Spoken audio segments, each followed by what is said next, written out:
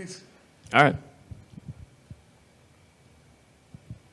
Hello, ladies and gentlemen. Welcome back to the Kid on Ageplay podcast. This is the first time I've ever had to do this in the live audience before. Moving up in the world. Yeah, I mean, and I actually got it right. Like that's Yeah, first try. Good job. Didn't stumble, didn't do anything. It was just as dramatic. Hello. I hope that everybody is enjoying their Capcon. I really hope that everyone is having fun. This is a normal podcast that is usually on YouTube. This is a special episode only for Capcon and the people here at Capcon. It will not be on YouTube or anything like that. A special episode will be done later in which I will do it in my normal fashion and talk about the topics that we're talking about today. But you guys are essentially getting that episode ahead of time. So yeah, because you guys are awesome, and I would like to say thank you for Yeah, thanks for ever coming. yeah, and attending. So first thing that I had promised to talk about was about like when you're going to conventions. Like, do you remember like the first convention that we ever went to? Like that was like what? Yeah, TeddyCon 2019. Ah, okay. Yeah, and you're always trying to prepare for like, you know, trying to get that bag ready, and it's always a pain. Yeah. Like you're either too heavy to get on the bus, or you're too heavy to get on the train, or you have too many bags, and it's always like. Do you put diapers in first, or do you put them in last? It's that eternal question. Yeah. So so years ago, I actually came up with an answer to this, right? And the answer to it is, hold on to your hats for this one, a fishing bag. So fishing bags are actually really versatile, and they can hold up to 2 packs of diapers if you are like into ABDL. You can hold up to like 2 full packs in there, along with your onesies, your stuffers. It has slots for almost everything. It actually holds quite a bit. Now, we used to be in a polycule years ago, and in that polycule we had a Dom who is the one that really came up with that idea, because her and her husband like used to go to events, and then one day I was like, yo, where did you get that diaper bag that's like so big? I've never seen an adult diaper bag before. He says, it's not an adult diaper bag, it's a fishing bag. I'm like, really? You can dress it up too. It's pretty easy. Yeah, and it literally held like almost everything. So if you guys are really looking to save money and you want to like get a really good bag to start taking to conventions so that you're able to get there and not have to worry about like losing too much space for your diapers and stuff, just remember this: if the diapers are in that bag, then a backpack is actually big enough to usually hold like your onesies and stuff like that. It works. I use a multi bag, where like it's a multi-layer bag, kind of like a military style bag, and I'm able to put my onesies and stuff in one bag. I'm able to put like my regular clothes in the other part of the bag, and then still have room for my toothbrush, my brushes, and stuff like that. Let me tell you something. This hair is not like easy to keep tame. And I need like almost everything in the world to keep this thing from going out of control. So just know, because of this saving measure, I'm able to protect you from my hair. So It gets everywhere. yeah. The other thing is that like a lot of times with like whenever you go to conventions, you're always like, I really want to have that awesome experience. You ever have an awesome experience at an event? Like, Oh, plenty. Just yesterday alone, all day. I remember like my very first like Littles Con. We went to it's like 2017 TeddyCon, I believe, and I had a great time, but I also had the scariest time of my life. Because after enjoying it with everybody, getting to meet everyone, say hello, be like, hey, it's so glad to have you guys here. All of a sudden, I call an Uber. Said Uber comes, picks me up, I get in the car, and I'm all ecstatic. I'm like, yeah, I had a really good time.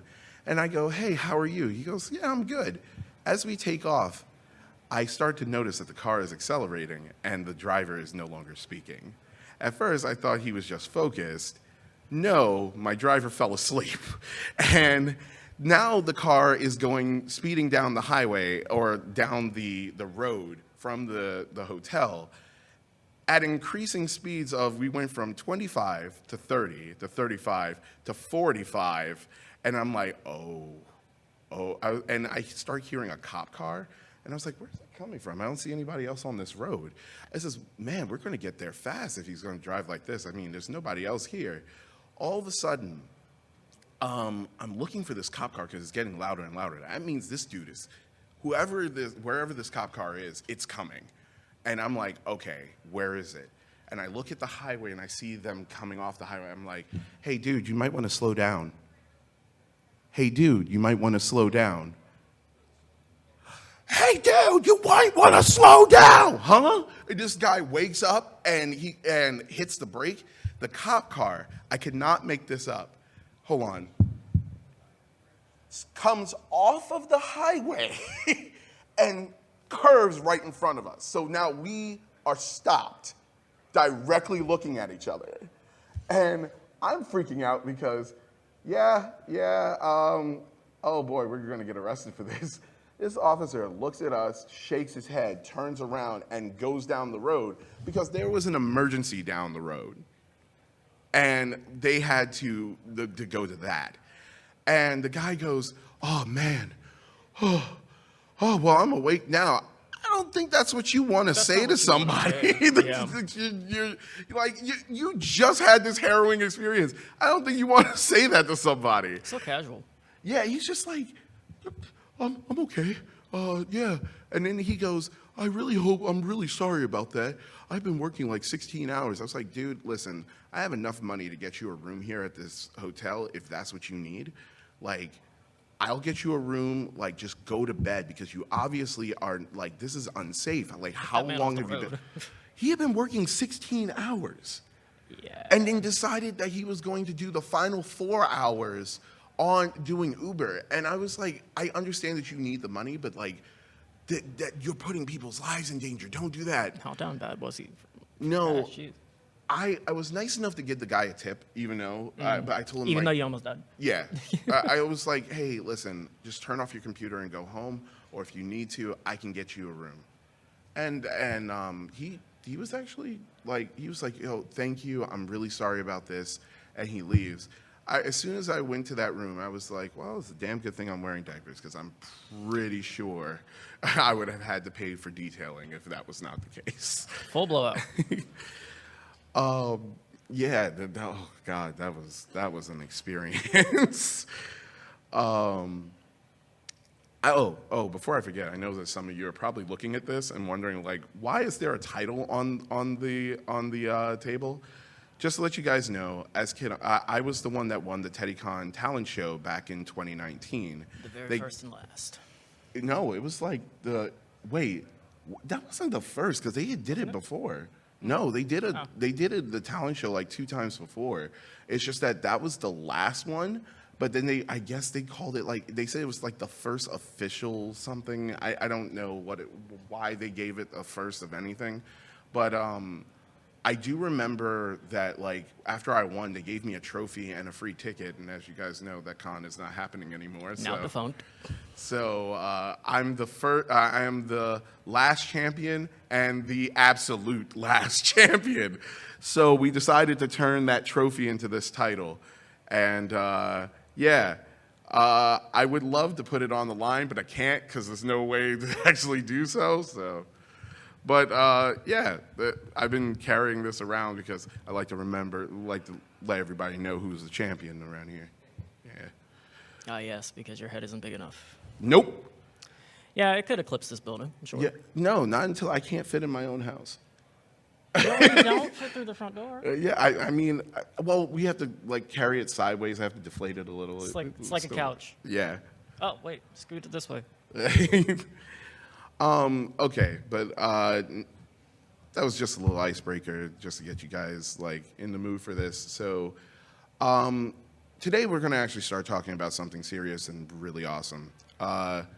How many of you guys, just by a show of hands, want to throw your own events, like locals? It's a solid number of people. Wow. Yeah. Okay. So when you are throwing an event, like this is coming from experience and from someone who's been doing this for a while now. I had to learn about a lot of stuff.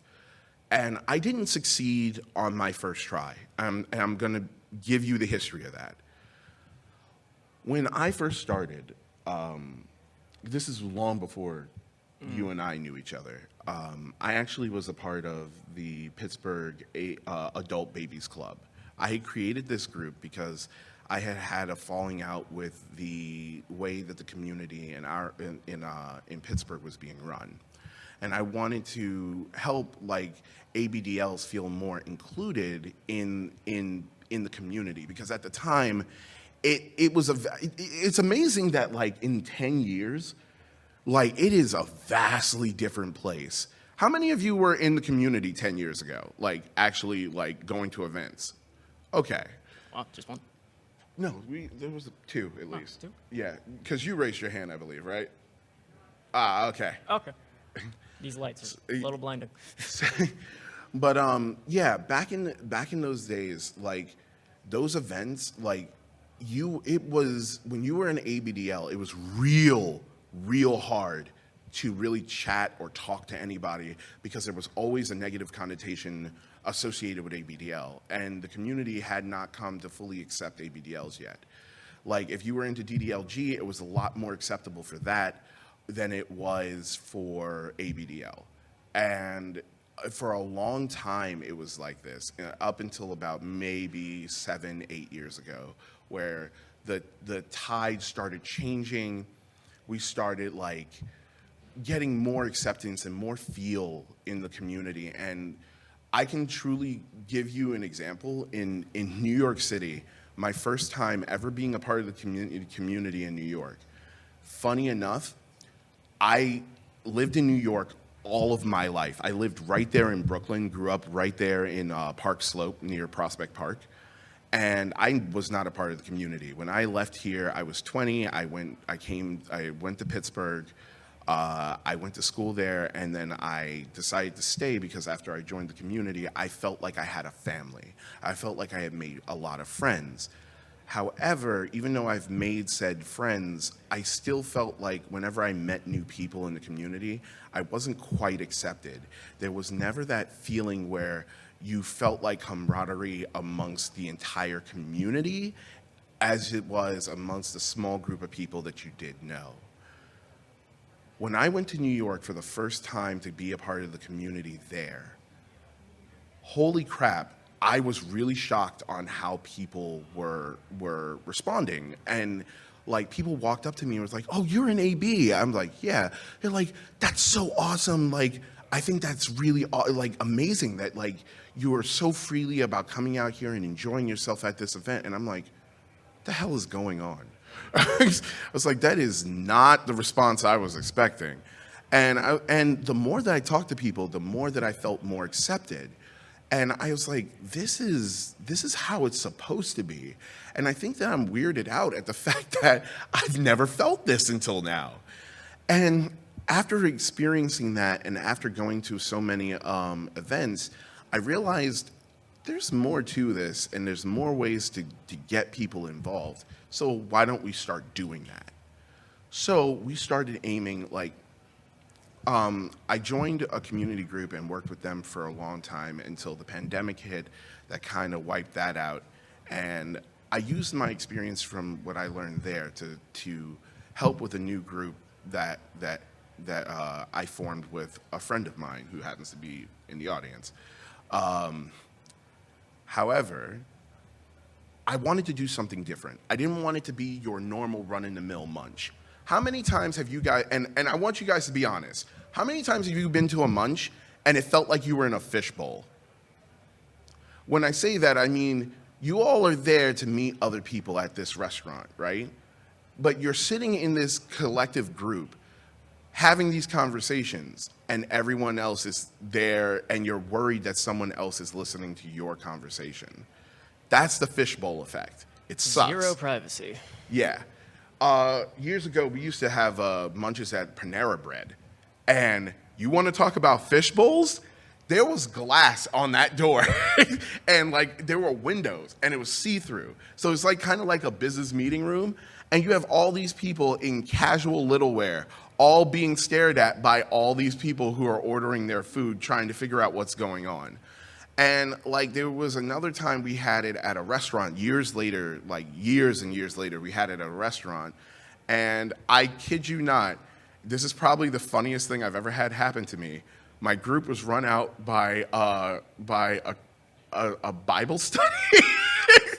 Church ladies are crazy. Yo, I didn't realize how territorial that could get. Like, Don't come to a church ladies eating park. They Yeah. will run you out with a Bible, I swear. It was so real. It was so real. They kept coming back there and looking at us like, what's going on back here? Why does that person have a stuffed animal? And then they would just, and like when everyone looked at them, they walk off. And then whenever we walked into the restaurant, some of the people that were like vanillas that would sit there and like these, and when I say like this is, I'm not trying to be rude, it was someone's grandmother. It's just sitting there looking at us like, why are you here at our restaurant? I didn't know you guys owned the restaurant. Yeah, I didn't know your name was on the deed. Okay. All right, Gertrude. Yeah, they get like seriously upset about this, and the whole time we would go to the buffet and try to get something, they're just staring at us like, you don't belong around these parts. Like, am I in an old western? Like what? It certainly felt like a Family Guy skit. Hey, do you know how to get to town? Yeah, back the way you came. And that's what made it so bad.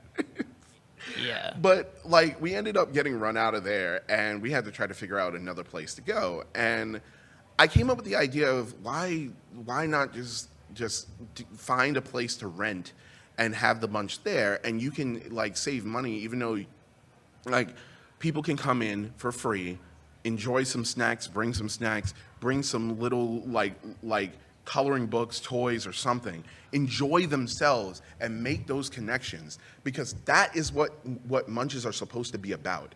Munches are not just for you to go to a place, talk with someone who has the same like enjoyment you do. It's like tell me how many times you've had a conversation with someone and it kind of just comes up, you like diapers? I like diapers. There you go. There's your conversation. And it doesn't go anywhere after that. But like, if you try to give this experience of a connection, of a friendship, then that builds on something. Because so many times in this community, what we want is a friend, someone who we can call to our house or go to their house and have fun just like we used to do like years ago. Like, I remember the times that I used to spend time with my friends and we used to play N64 all the time, or play make-believe, or even with like action figures. Now, I do have some friends that I can actually do this with. And so the best way to experience that is to build said connection and try to build it where people are more like free and happy to do so. So this is what I'm going to tell you how to do that. First, find a place that is really good to rent. And when I mean by rent, I don't mean like hundreds of dollars for just the use of like one night.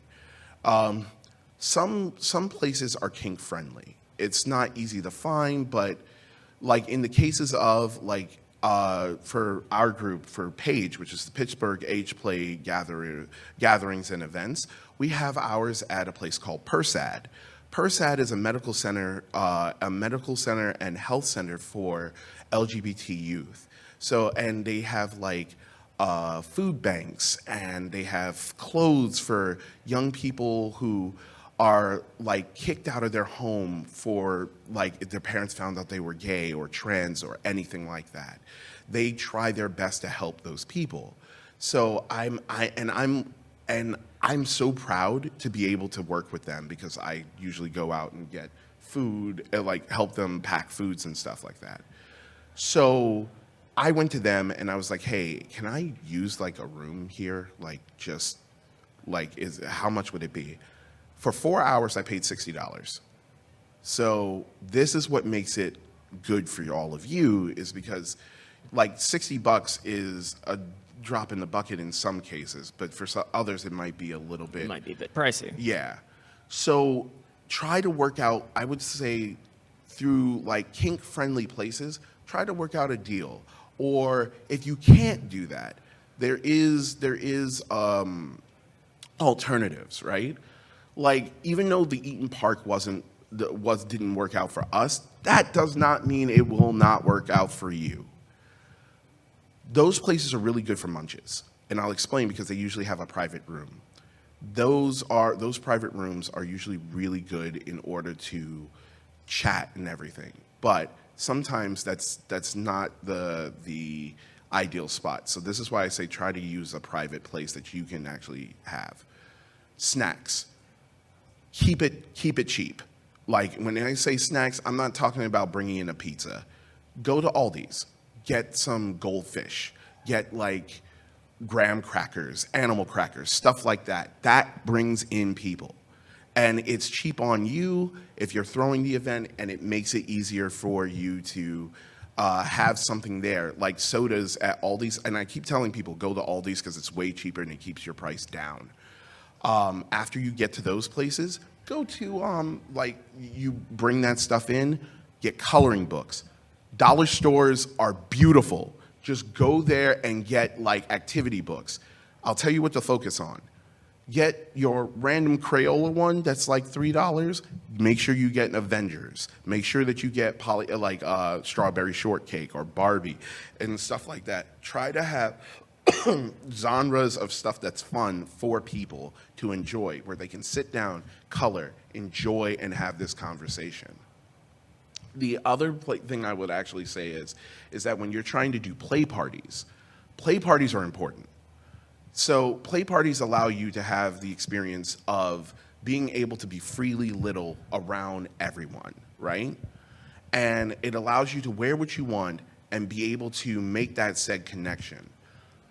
What I would advise is places like Salvation Armies and stuff like that. Buy the cheap toys, put it in a bin, put that on the floor and be like, hey, if you guys want to play something, here's some toys for you. And just let the magic work on its own. That's what they want. Because to have that experience and connection, people will start like coloring, and then they'll start like moving around the table to talk to someone. And then they're like, I like what you're coloring. Do you like mine? And then it becomes really, that starts the spark. And then from there, people have conversations that start building. And then people are like, hey, let's hang out. Let's be friends. Let's go out and have a play date or something. It is a wonderful experience. And I feel that a lot of times we over focus on certain things that we don't need to focus on. Like, we worry about that time that, do we have like, for instance, we worry about like the intricacies of, do we need to do this, and what type of play should we have? Don't worry about that. Just let that happen naturally. A lot of people, like, we had a case where some people wanted activities, and we actually did do specialized activities for a day. For instance, for Christmas, we made Christmas ornaments. And I think I spent a whopping total of $10 on the stuff to do that. All I needed was some pipe cleaner, a coloring book, markers, and some glue sticks. And we were able to make and a hole puncher. That's the other thing we needed. We made the circles, got a cup, made a circle, then made the little arc thing for the top of the ornament.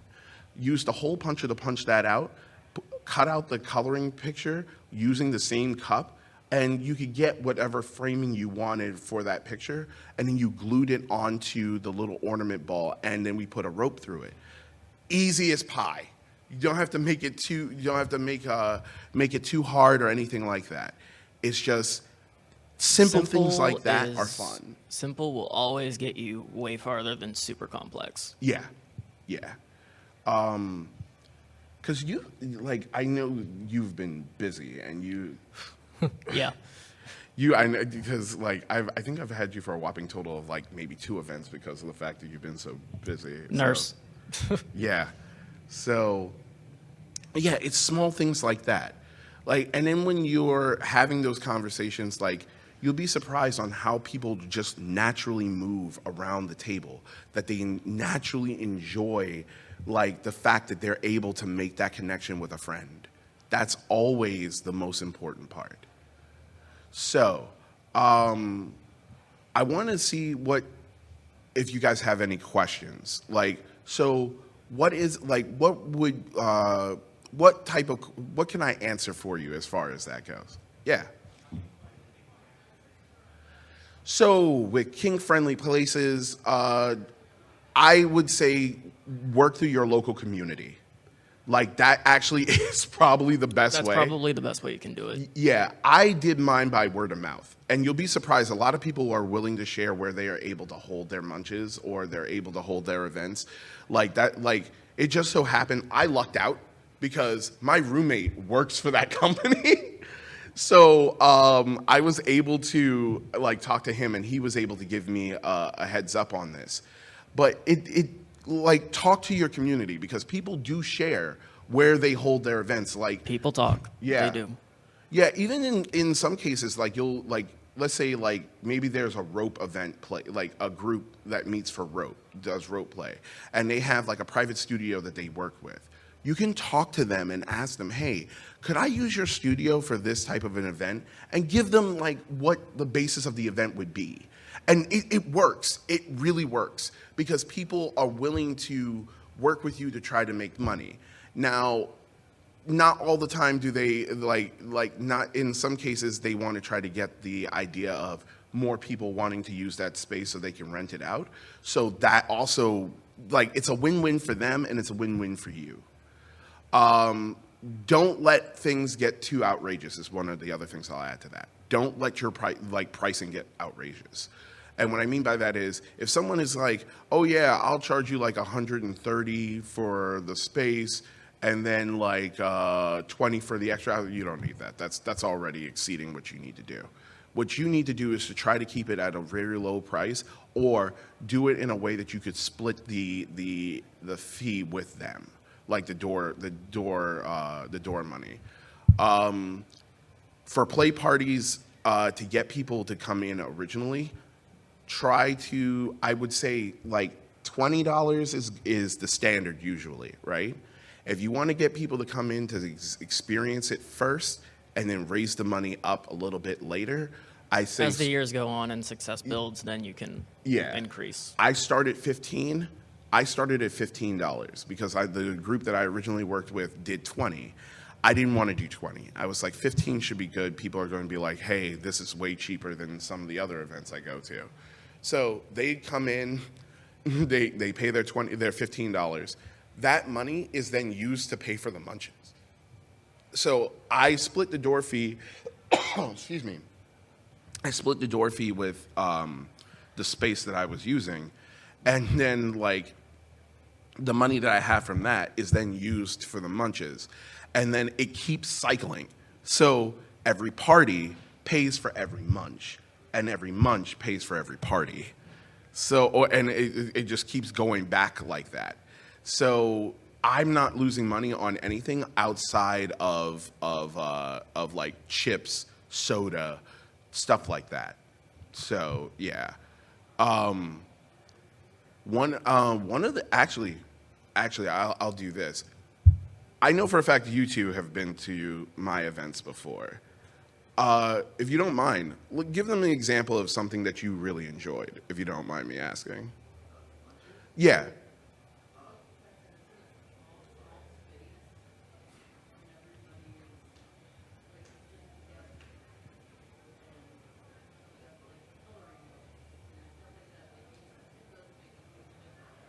Yeah, because like when it comes to big spaces like this, right?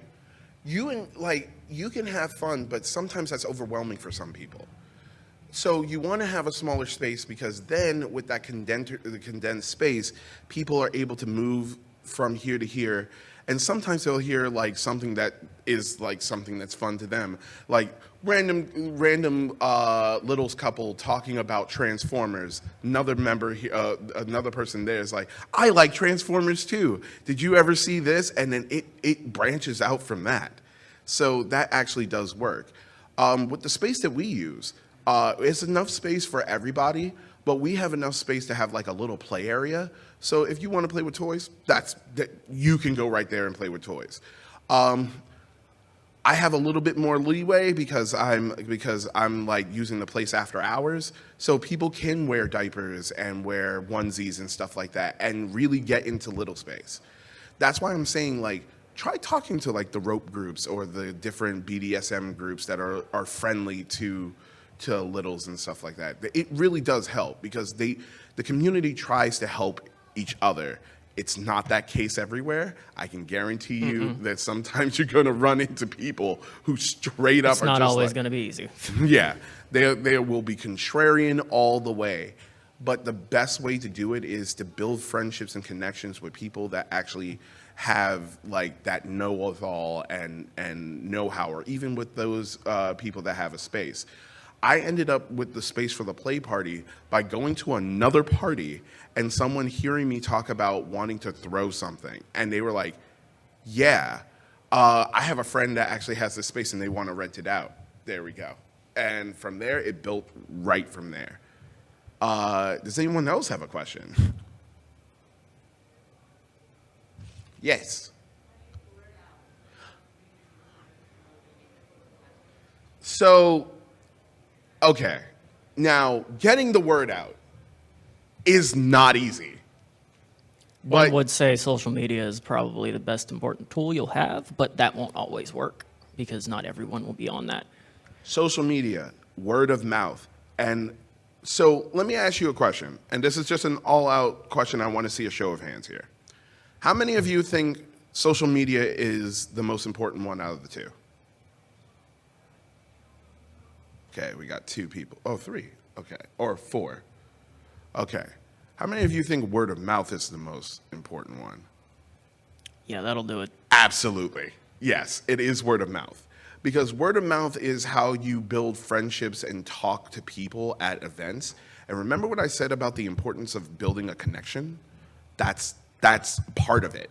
So what you do is that whenever I go to a party, I go to, we have a local event called the Body Shop. We have a place called the Body Shop. It is a kink/swingers club. But they have kink nights. And those kink nights are a lot of fun. Originally, I was like one of the only ABs that went there. Now I'm like one of 7. And some of them come Try there. putting 1 in front of that. Try putting a 1 in front of that. 17, probably. No, it's actually like 1 of 7, and it's growing. But a lot of them, like, you still have people that like are worried about. That's true. Yeah. However, I will say that like one of the greatest things about that is that I built friendships and connections with those people at the Body Shop, and we have that talk. And I'm like, hey, if you know someone that's little that really wants a really cool event to go to, here, send them to me. That's how, and from there, I get emails all the time from people going, yeah, I really want this, like, I really want that type of experience. Can I come to your event? And I'm always welcoming. There was a situation where someone's family was the reason why they couldn't be little. Like, they could not be little in their house. They had a whole bunch of stuffed animals. Their parents hated it and didn't want that there. And they were like, I don't know what to do. And I says, I'll tell you what, come to our event. You can have as much time to be little as you want. And then when you go home, that is something else. I says, however, what I'll do to help you out is you bring your stuffed animals to me, the ones that they want you to get rid of. I says, keep a few with you, and if it's too many, you can bring them to me. I will hold on to them, and whenever you come to the event, I will bring them with you. And they're like, okay. And I did that for a while for someone where I constantly brought in a bag of their stuffies so that they could be there with them because they needed that connection. there is like another thing that I do to bring in people and to help out is we have a stuffy adoption. So people can come in and adopt a stuffy. You see a stuffy left around, go ahead and adopt them, take them home. Like that's the greatest part. All stuffies need homes. That's very true. Yeah, they do. I just recently got a giant gray shark that I have colorfully. Is it a blaha? Huh? Is it a blaha? I guess it would be. It's like a gigantic shark that is obviously from Build-A-Bear. I have like that thing is huge, and because I am a terrible anime dweeb, I named it Samahata because I love that shark. If you guys must know, it's an anime reference to a giant shark who gives its fins to a guy to make a sword. So yeah, I love that shark, and I sleep with that thing almost every day. A lot of our stuffies that we give out actually belonged to someone years ago. My Dom, who I was talking about when I was in that polycule, she passed away about 2 years ago. And in her will, she wanted her stuffies and her little stuff given to the community. So I've been doing that and leading with that will the entire time. I'm actually wearing one of her teething rings right now. Oh, that's right. That was one of hers. Yep. I had forgot about that. See, there's been so much stuff that like that I completely forgot about that because I have like her necklaces. Like she had like this door necklace thing, and I've had that on my closet door for like the longest time.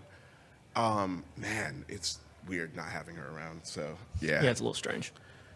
But yeah, that's essentially that. That's how you like I said, with events, the whole point is building a connection and building that fun. So yeah, and if you don't aim for connections, it becomes harder for people to be able to feel like they're a part of it. Because the worst thing to happen with a lot of kink groups is cliques. I noticed that everybody's head jumped up just when I jumped said up. that. It is. You notice that like you'll go to a Littles event, like a regular Littles event, and sometimes it feels like there's an entire clique of people that were here before I got here, and they've been friends for like 40 years, and you're like, I don't know if I belong. You don't know here. how to penetrate that. We've been preventing that by building those connections and allowing people to mingle around. So, yeah. No, it's fine.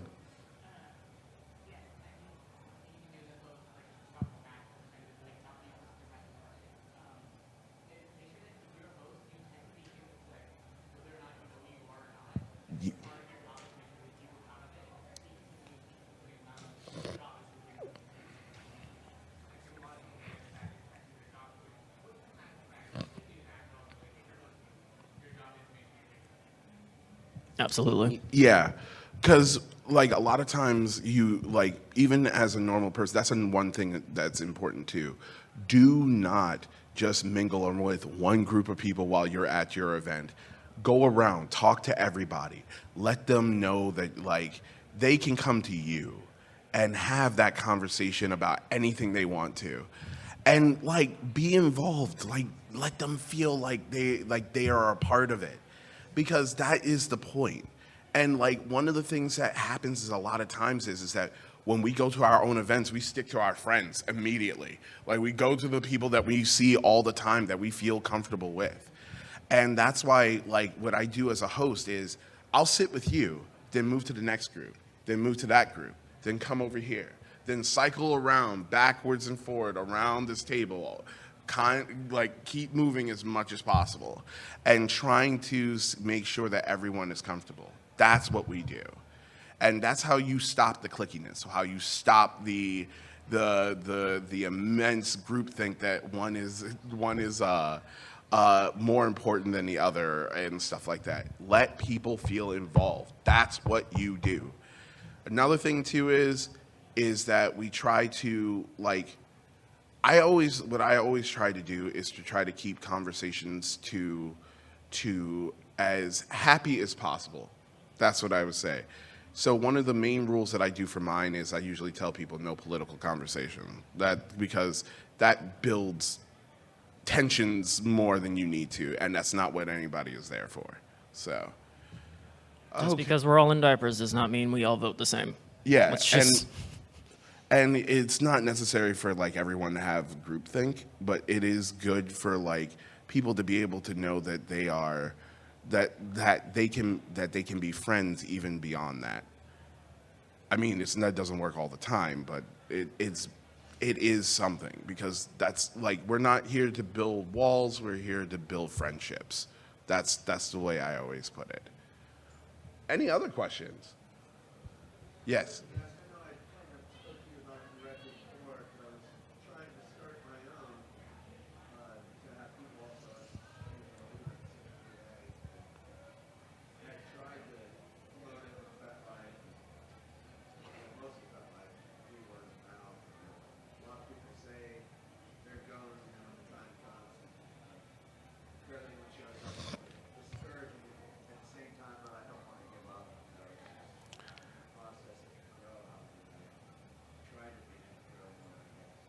Okay, so I wanted to give you a better answer than the one that I gave you before, because I feel like this is more important than anything. Because I have a feeling that everyone has gone through this, right? So hold on. Yep, that butt. Okay, this makes it a little bit easier.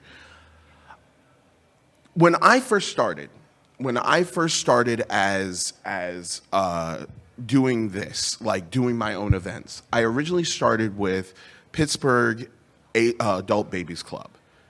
It was terrible. And I made a series of mistakes that I look back now and I cringe at. Those series of mistakes are like this.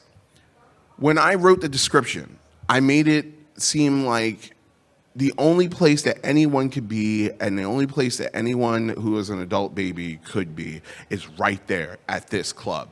And we were the only club that mattered, because, you know, it was, we have to feel like we are excluded all the time. Do you notice what I'm doing here? Like, did you notice that the way that I stated this, that didn't come off as welcoming, did it? It came off as, I'm mad, you should be mad too.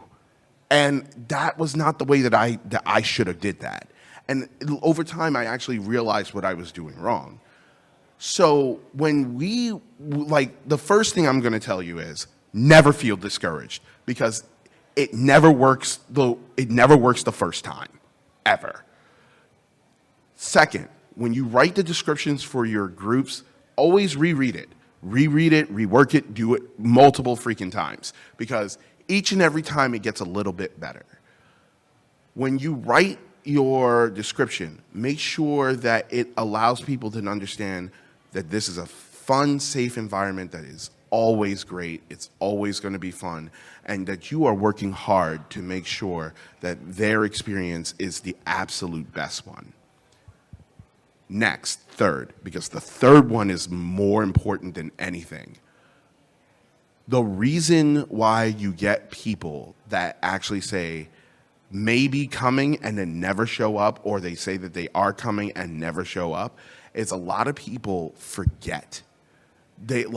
We live very complex, hard freaking lives. How many times have you gotten off of work and the first thing you say is, F this, and then you go home and do something like to try to relax? You're not thinking, oh, I do have that event later.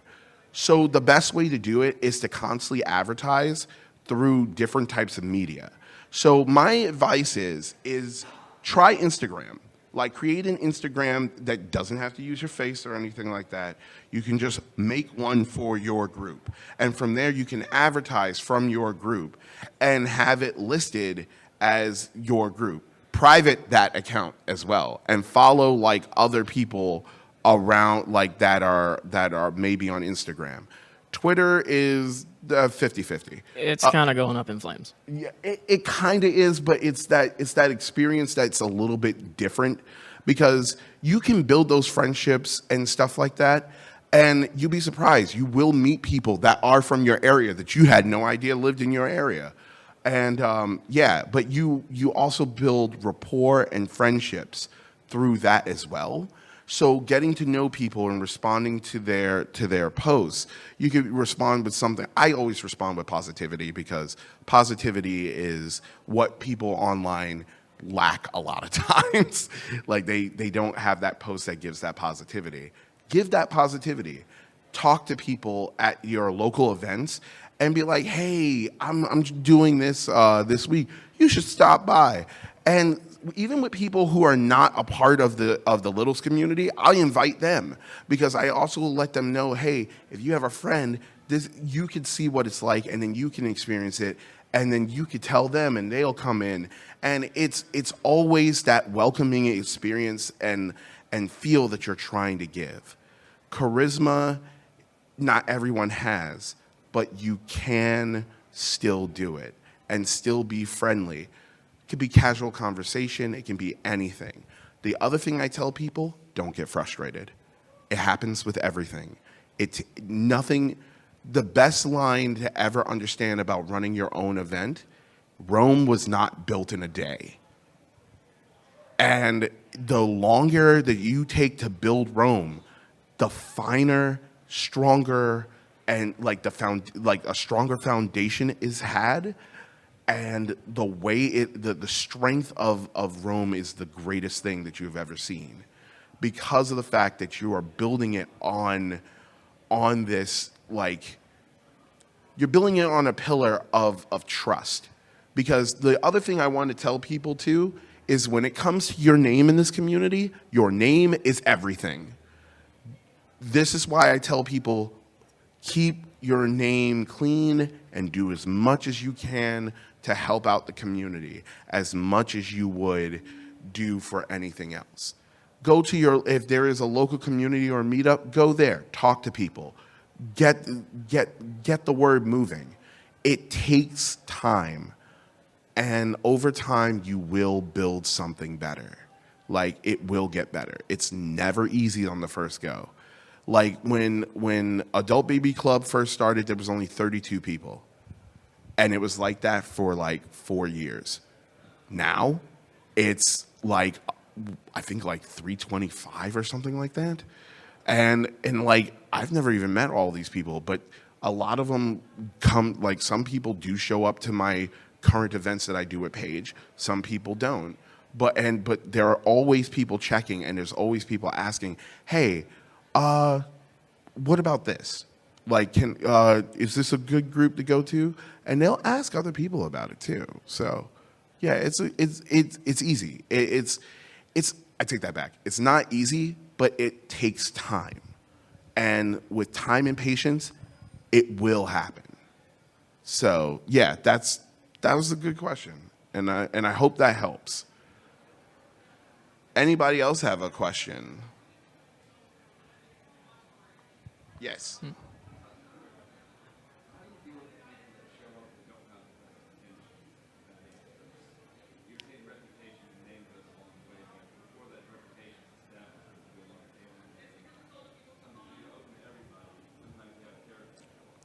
I was waiting for this question.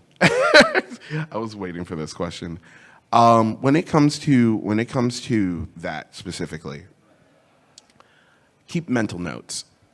Yeah, and try to deal with it as casually as you can.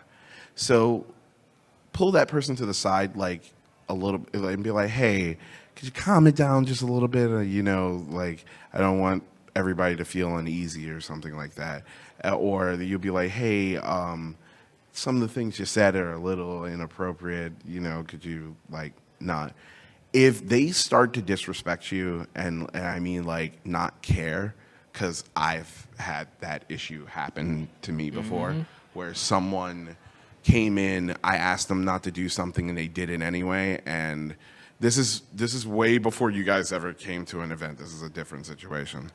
What happened is that I had a situation where somebody just straight out did not care what the rules were and said as much.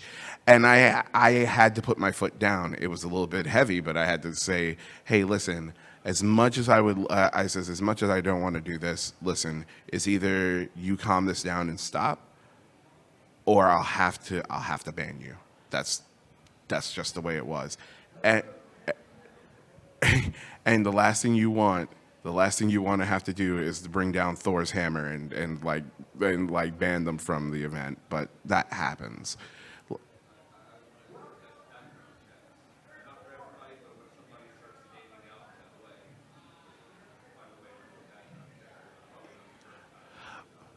Background checks. So that's another reason why I tell people to build rapport in the community, right? Rapport in the community also helps build safety, because what will happen is that some of those people are not first-time offenders. They've done things at other events, and they'll do it again. And so what you do is have a talk with like a different group and be like, hey, do you happen to know this guy? Never be afraid to ask these questions, ever.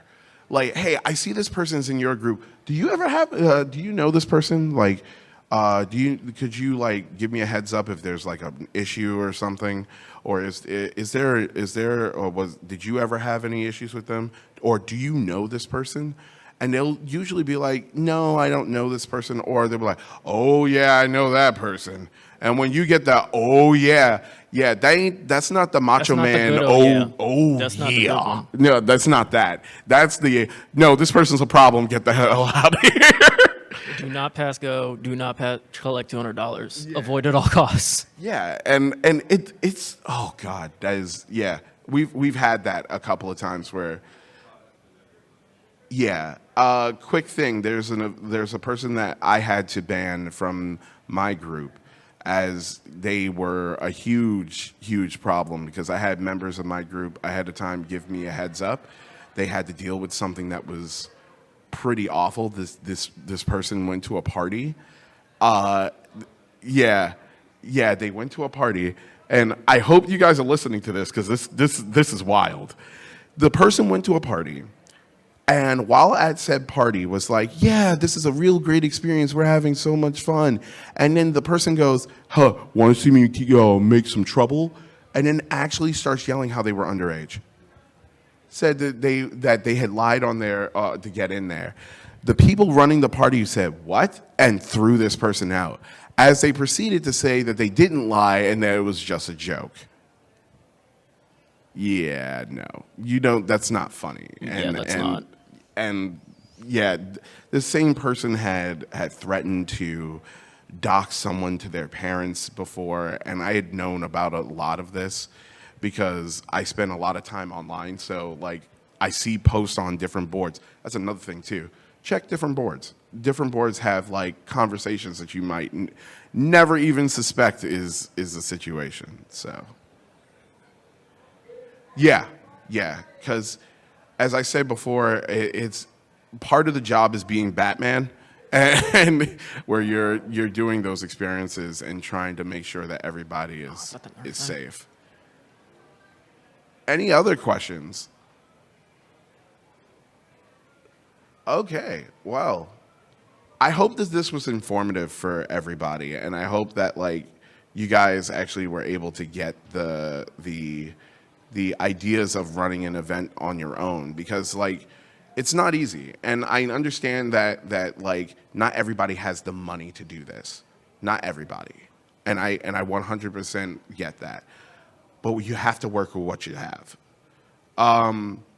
One of the things I will say is that private residences also work at some points, but I wouldn't recommend it, because the last thing you want is people that you have no idea who they are in your house. Yeah.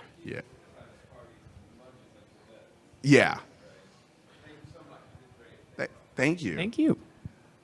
Yeah, you had a question?